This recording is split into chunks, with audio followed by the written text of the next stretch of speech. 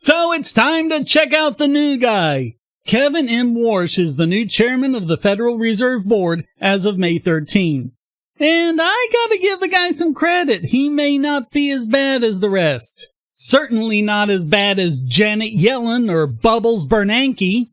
Warsh is calling for a more focused central bank that isn't trying to moralize about what people do with their money or inject public policy into it. And more importantly, he's talking about getting a tight rein on inflation.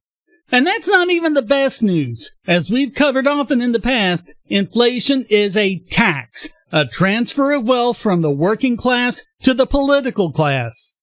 In the past, it was really just libertarians and Austrian economists and Ron Paul who were pointing that out. But in this week's Senate Banking Committee questioning of Warsh, well, listen to what Chairman French Hill had to say at the very start. There's no more punishing tax on American industry or on the hard-working, innovative citizens of our nation than inflation. Wow! Music to my ears, Hill. You have said recently that inflation is a choice.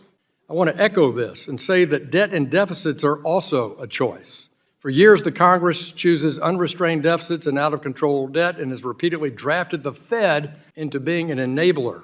Both, in my view, have to stop. This is absolutely correct. I just hope he fully understands this.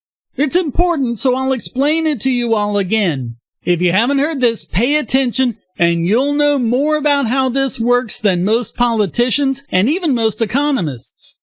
The reason they don't like the Fed to pull back on money creation is that it causes interest rates to go up. Friends and neighbors, it doesn't. I'll tell you what really causes interest rates to rise. According to projections, this year Congress will spend us into some $2 trillion of deficit. The way it does so is by selling bonds in the loanable funds market. Now, in the loanable funds market, supply and demand works the same way it always does, except the price is the interest rate. So this $2 trillion represents an enormous increase in the demand for loanable funds. That makes the interest rate go up. The Fed doesn't want that to happen, so it creates money and injects it into the loanable funds market, increasing the supply of loanable funds. That brings the interest rate back down, but of course it creates inflation. Now, if the Fed wants interest rates to stay the same, that means they have to meet the amount that Congress has increased the demand by. In other words, they'll have to create $2 trillion out of thin air.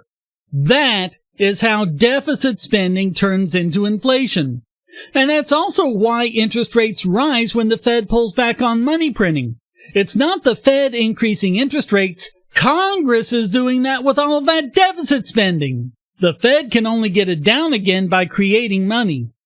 Warsh didn't actually explain that, so it's unclear if he understands that, but he does at least understand that inflation is a tax. All central bankers are going to make some share of mistakes, but when they make a mistake, they've got to call it out. Had that mistake been called out sooner, I don't believe we would have been burdened with this undue tax over the last 5 years. Actually, we shouldn't have been burdened with it over the last 113 years.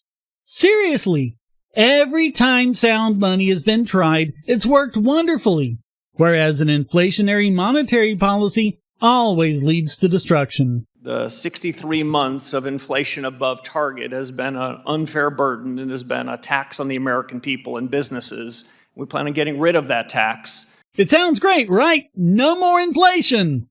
Well, don't celebrate yet. That phrase, above target, is a detail that the devil is very much in. As confirmed throughout the questioning, the Fed's current target is 2%, so that's still a 2% tax on our future. And that compounds. If you consider a typical career from 18 to 65, that's 47 years, and a constant 2% inflation rate, that means the total tax rate on all of your earnings is 154%. It's not actually taken from you in dollars, but it's reflected in the price of everything you buy. But it does at least sound like a line in the sand. We can hope at any rate.